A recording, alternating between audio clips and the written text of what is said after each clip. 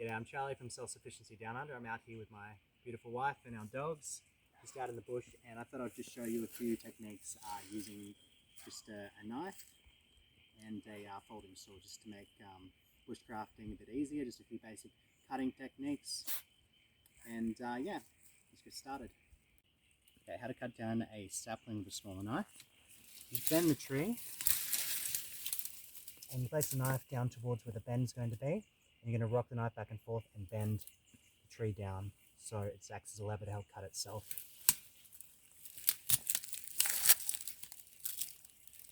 Like so. Okay, so there's a few ways to do this. This is the way I like to do it. You just place what you want to cut on your leg, step the other leg over, bend it, get it sort of under your the back of your knee. And now it's sort of secure. Then if you're right-handed like me, with your left hand you grab like this, and then you can saw. It's called the Bushman's Vice. There's a few different ways to do it. I like to just do it like this.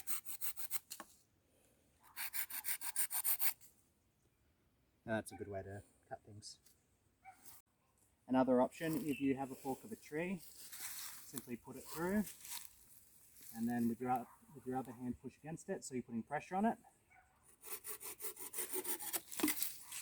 And that's another sort of bushman's vice, I suppose, and that's a great way to cut some wood. So you just put it like that, pushing pressure on it here, like so. Okay, a handy way to make a little debarking tool. You make sort of a draw knife, motion up like this, vertically, hammer the back of it, not too much, you don't want to fully split the wood. Like that. So now you've got a handle.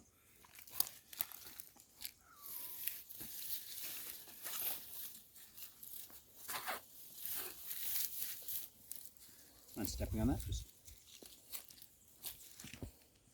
and you get a little debarking tool. So you've got a nice handle.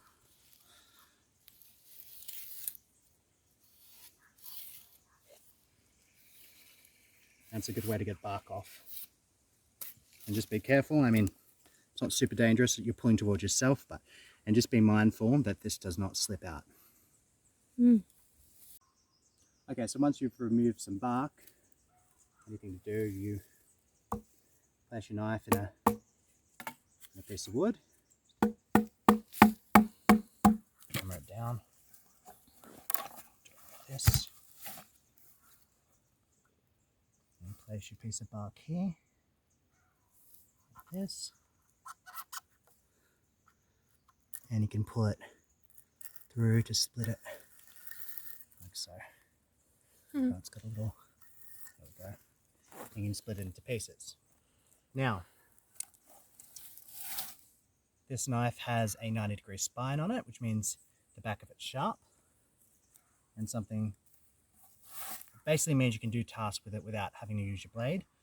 So, for example, you can scrape off outer bark.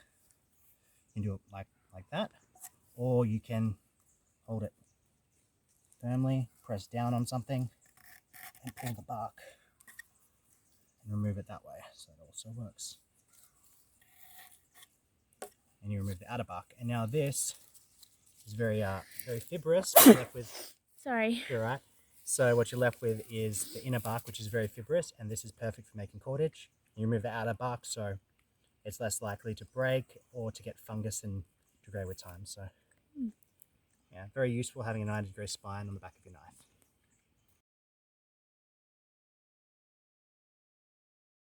Okay, another thing that's handy for having a 90-degree spine on the back of your knife is you can use it to process dried bark. So you can use it as a scraping tool.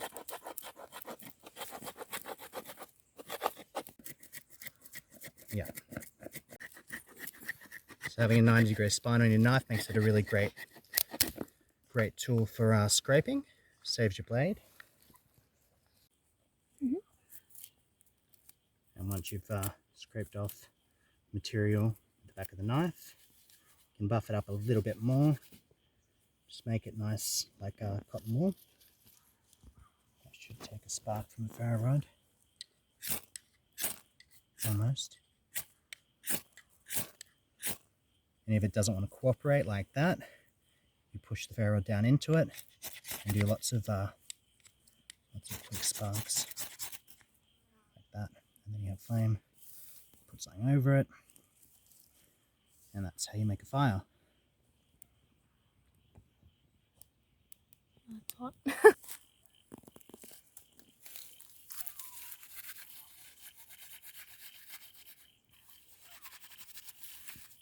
Cool. There's a cicada thing on there. So with more idyllic tinder, you can usually get it going with a one strike with a ferro rod. So anchor your knife hand and pull the ferro rod back. Oh shit. Now, that's buffed up paperbark, that's excellent tinder. But some things like the bark, which I scraped off with the back of the knife, it might take a few more goes, and that's why that method where you pin the material and you scrape a lot of sparks is effective.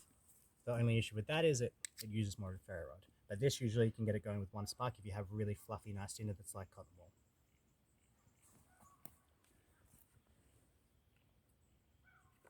Right, a few other basic cutting techniques. Is a chest lever, which is sort of for really deep cuts. So you turn the knife backwards and you take the material in your opposite hand and you're going to pull this way and this way at the same time. So rather than just using your hands, you're using your arms, your lats, your chest and your back. So you're using larger muscle groups, and I'll try and take off a large chunk just to show you how effective this can be. So it takes off a whole bunch of material.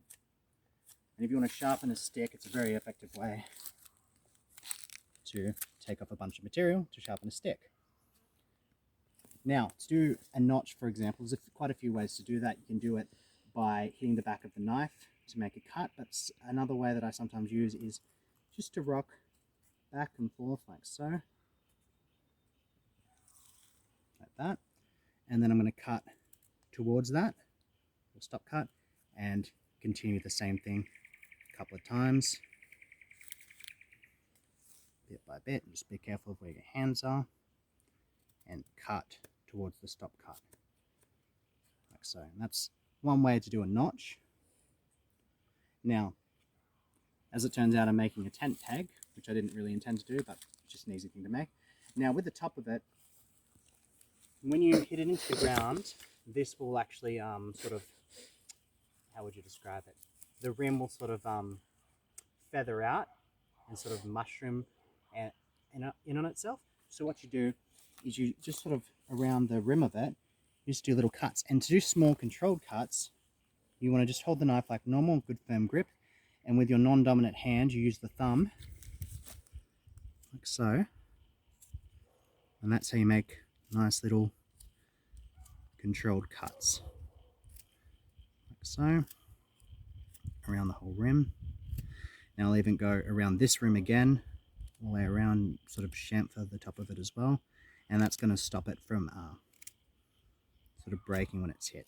Mind you, this is quite soft wood, so this isn't really ideal for a tent peg, but yeah, that's sort of the general idea. You can sharpen this up a bit more. And since it's a Scandi grind, it's sort of like a double file sort of shape. It takes off wood really well. And to make it a bit deeper, so another method, I need a stick. Another method for making the notch is to hit the back of the knife, which is known as batoning, and then that sort of made a stop cut, and now I can cut towards that and make a bit of a deeper notch, like so. And another way to make it less likely this section is going to break off, you sort of just match the angle and slice this off. So to get a large bit of material, use this method again. Use the chest lever. So it'll look something like that. And these angles will just help give it a bit more strength.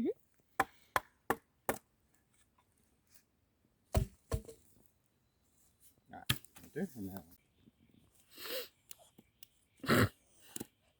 What? Mickey's sitting right in front of me. So we can film that just quickly.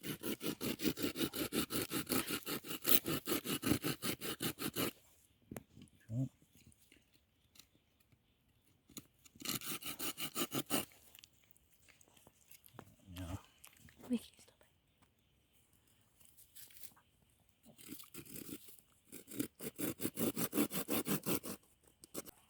So when you're not using a saw or a knife, just put it back in your sheath. It's very easy to lose or step on and injure yourself or somebody else. You don't want to get lost. So a very basic way to use a saw with a knife together is to do a couple of stop cuts with your saw, like so. And take your knife. So I've actually just drawn this with charcoal. Place it here. Put the back of the knife till it's sort of below the rim of the wood, and then hit towards the tip. So, and as it stops at the stop cut. Now I've actually I've left a little bit just so I can do this bit slowly so I don't overdo it, because if I miss the stop cut, I'm actually going to split the whole thing, which we do not want.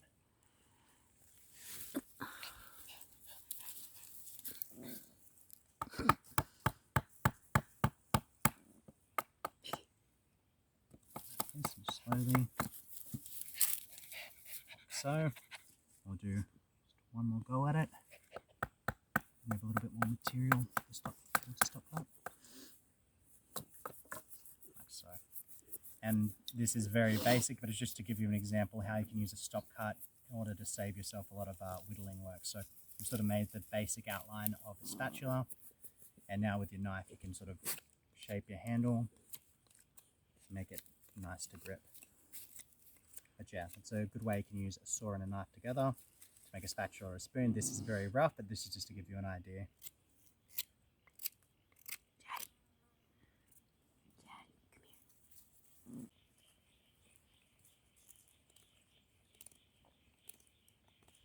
And that's a pretty quick way to use a saw, to use a saw and a knife to make like a bit of a spatula for mixing soup. So you could turn this into a spoon. You would just remove the sort of the edges, and it's not particularly thick, but you could actually get a bit of a spoon knife and cut into here to make it so it has some depth to it and can actually be used for scooping.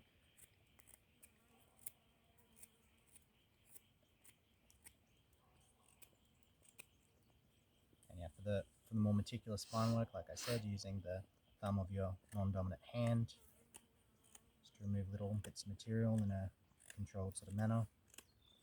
And now it's sort of coming into the shape of a spoon, as you can see. So it's a bit dodgy, but it's just to give you an idea how you can use a saw using stop cuts and a knife batoning to remove a lot of material quickly in order to make something useful. So it's a little spatula. Could be used for stirring or, I don't know, flipping some meat. Charlie from Self-Sufficiency Down Under. Thanks for watching. See you next time.